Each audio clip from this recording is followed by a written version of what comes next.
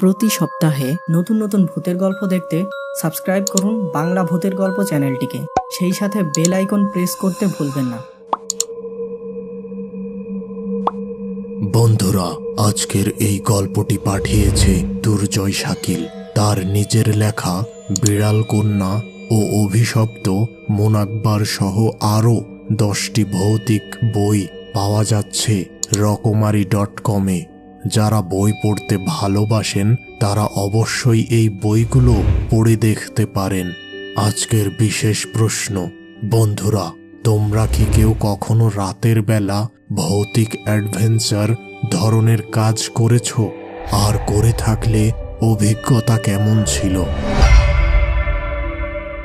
শিশির ও অপু গ্রামের একটি ছোট চায়ের দোকানে বসে চা পান করছিল এবং গত রাতের কথা ভাবছিল। কি ভীষণ বিভীষিকাময় রাত ছিল। দিনের এই আলোতে এখন তাদের কাছে সবকিছু স্বপ্ন বলে মনে হচ্ছে। এমনও ভৌতিক ঘটনা এই পৃথিবীতে যে ঘটতে পারে তা ছিল তাদের ধারণার বাহিরে। খাবার হোটেল থেকে ওই পরিত্যক্ত হাসপাতালের দিকে যাওয়ার সময় তারা সিদ্ধান্ত নিল ওই হাসপাতালের 2 তলার বন্ধ ঘরগুলো তারা খুলে দেখবে। কারণ তাদের মনে হচ্ছে ওই 2 তলার বন্ধ ঘরগুলোতেই আসল রহস্য লুকিয়ে আছে। পরিত্যক্ত হাসপাতালের সামনে পৌঁছে তারা 2 জন কিছু সময় দাঁড়িয়ে থাকল। এই দিনের আলোতে হাসপাতালটিকে বেশ অসহায় মনে হচ্ছে, অথচ গত রাতে এই হাসপাতালটি কি ভীষণ জীবন্ত হয়ে উঠেছিল। এবার তারা 2 জন সোজা হাসপাতালের 2 তলায় চলে গেল। নিচে পড়ে থাকা একটি লোহার রড দিয়ে মরিচা ধরা তালাটিকে আঘাত করতেই ভেঙে নিচে পড়ে গেল। ভেতরে প্রবেশ করে তারা বেশ অবাক হলো। ঘরের মধ্যে তেমন কিছুই নেই। পুরনো একটি টেবিল, দেয়ালে একটি নষ্ট ঘড়ি, একটি স্যালাইনের স্ট্যান্ড ও মেঝেতে কিছু কাগজের বাক্স পড়ে আছে। তারা টেবিলের কাছে গেল। টেবিলের উপর থেকে ময়লার আস্তর জমে থাকা একটি কার্ড তুলে দেখল শিশির। কার্ডটি ছিল ডাক্তার মাহবুব মুনতাসিরের। তারা ধারণা করল এই হাসপাতালের শেষ ডাক্তার ছিল মাহবুব মুনতাসির। এরপর তারা কিছু খোঁজাখুঁজি করে একটি চিঠি খুঁজে পেল। সেখানে লেখা ছিল, আমি ডাক্তার মাহবুব মুনতাসির। এই রোগীটার মৃত্যুর জন্য আমি দায়ী। আমার ভুলের প্রায়শ্চিত্ত আমি নিজেই করব। আমার মৃত্যুর জন্য কেউই দায়ী নয়।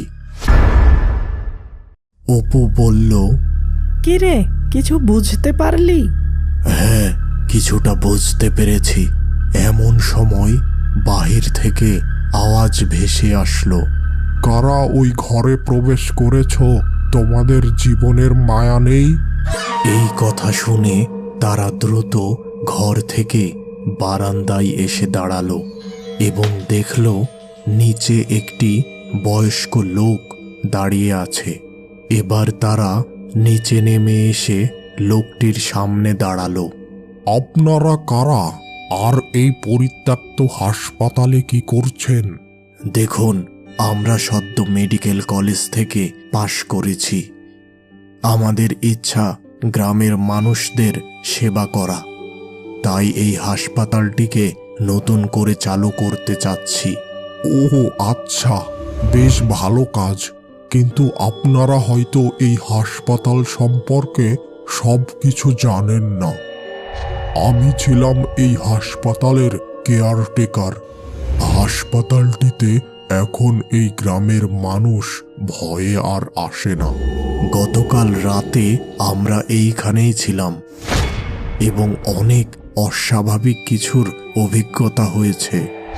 এই কথা শুনে বৃদ্ধ লোকটা একেবারে হকচকিয়ে গেল এবং বলল, কি বলছেন আপনি? এই হাসপাতালে এক রাত কাটিয়েছেন? ভালো কাজের উদ্দেশ্যে এখানে এসেছেন দেখেই হয়তো এখনো বেঁচে আছেন। আচ্ছা, আপনি আমাদের বলেন তো এই হাসপাতালের রহস্যটা কি? 10-12 বছর আগের ঘটনা। তখন হাসপাতালটা ভালোই চলছিল। একদিন এই হাসপাতালের একমাত্র চিকিৎসক মাহবুব স্যারের ভুল চিকিৎসায় একজন গ্রামবাসী মারা যায়। তখন গ্রামবাসীরা ক্রোধে ডাক্তারকে মেরে ফেলার সিদ্ধান্ত নেয়, কিন্তু তার আগে মাহবুব স্যার নিজেই শেষ হয়ে যান। ভালো মানুষ ছিলেন তিনি, কিন্তু গ্রামবাসীরা ডাক্তার সাহেবের লাশটিকে কবর দিতে দিল না। তার লাশটিকে এই হাসপাতালের একটি ঘরে বাক্সবন্দি করে রেখে দিল এবং হাসপাতালটিকে বন্ধ করে দিল। এর কিছুদিন পর থেকেই শুরু হলো ভূতের উপদ্রব।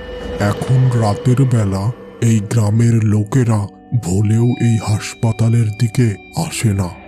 আর তারা তাদের ভুল বুঝতে পেরেছে, মনে করে ওই দিন ডাক্তারকে মেরে ফেলার সিদ্ধান্ত তাদের ভুল ছিল। সব কিছু শুনে শিশির কিছুটা ভেবে বলল, দেখুন, আমার মনে হচ্ছে ডাক্তার মাহবুব মুনতাসিরের লাশটিকে যদি কবর দেওয়ার ব্যবস্থা করা যায় তাহলে অবশ্যই এই ভূতের উপদ্রব বন্ধ হয়ে যাবে। আপনি কি জানেন তার লাশ কোথায় আছে? বৃদ্ধ লোকটা কিছুক্ষণ ভেবে বলল, আসুন আমার সাথে। এবার তারা 2 তলার একদম শেষের ঘরে যেয়ে একটি বাক্স দেখতে পেল এবং তারা সেটি দ্রুত খুলে ফেলল। সেখানে ছিল একটি মানুষের কঙ্কাল। এবার তারা গ্রামের কবরস্থানে ওই কঙ্কালটিকে কবর দিল। ওই বাক্সটির মধ্যে বেশ কিছু কাগজপত্রের সাথে একটি ছবি পাওয়া গেল। ছবিটি দেখে শিশির ও অপু দুইজনই একেবারে হকচকিয়ে গেল। আরে, এ তো সেই গত রাতের চাদর গায়ে দেওয়া লোকটা। শিশির বৃদ্ধ লোকটিকে জিজ্ঞাসা করল, এই ছবির লোকটা কে? আরে, উনি তো ডাক্তার মাহবুব মুনতাসির।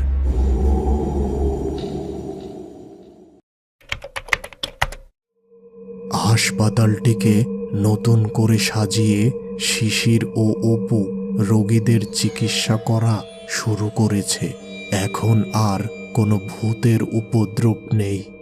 হাসপাতালটি ভালোভাবেই চলছিল, কিন্তু একদিন সন্ধ্যায় হঠাৎ একজন মুমূর্ষ রোগী চিকিৎসার জন্য হাসপাতালে আসলো। রোগীটির অবস্থা ছিল ভীষণ খারাপ। জরুরি ভিত্তিতে তাকে একটি বিশেষ ইনজেকশন দেওয়া প্রয়োজন, কিন্তু হাসপাতালে ওই ইনজেকশনটা ছিল না।